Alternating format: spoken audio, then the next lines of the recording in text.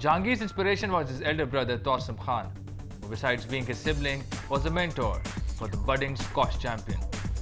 But Jehangir's world fell apart when Tawsim died on the court during a match of the Australian Open in 1979.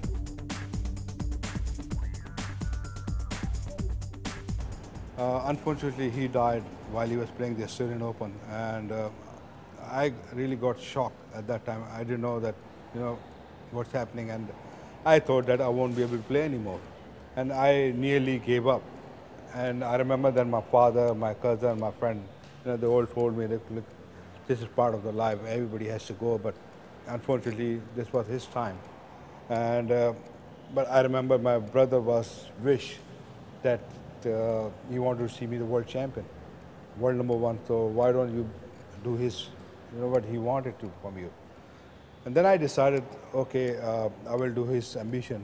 And I think it was kind of like a motivation from his side, because he was always in my mind, like when I was training, I was playing, he was just telling me.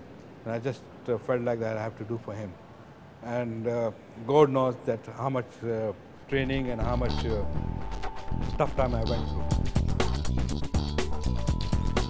After overcoming the shock demise of his brother, Jehangir was a man possessed who wanted to become the world champion, come what may. And he fulfilled his dream when he overcame Australian legend Jeff Hunt in 4 games in the 1981 World Open Final.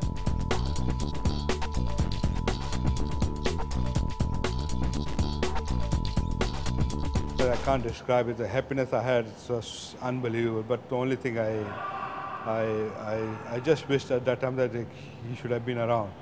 But I think it was not only for him, but then I realized I did for the country, I did for the family, because we lost the World Championship for many years, and we were looking forward to get that title back to Pakistan.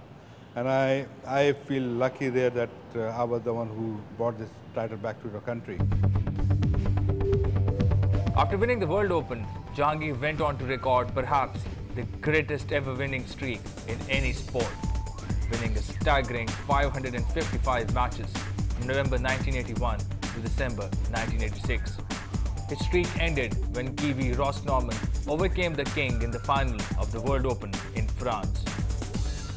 Well, to be honest, I never thought that I'll create such a record like this, and I never planned for it. It just happened, and as I said, when I was involved. Did you realize that?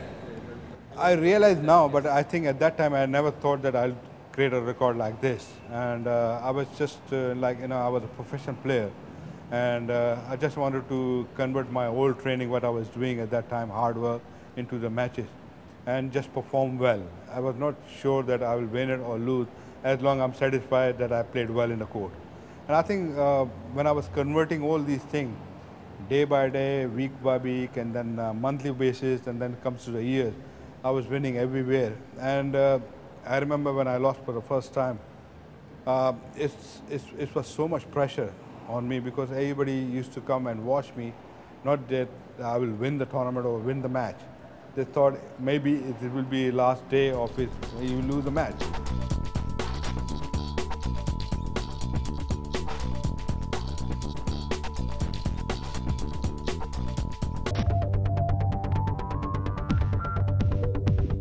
Another astonishing feat is his 10 consecutive British Open titles, the most prestigious squash tournament ever, also known as the Wimbledon of squash.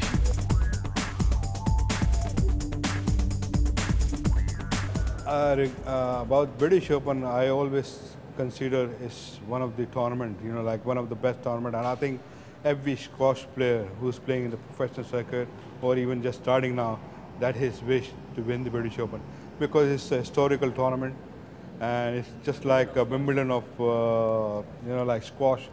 So that was my dream my dream was to win for the first time.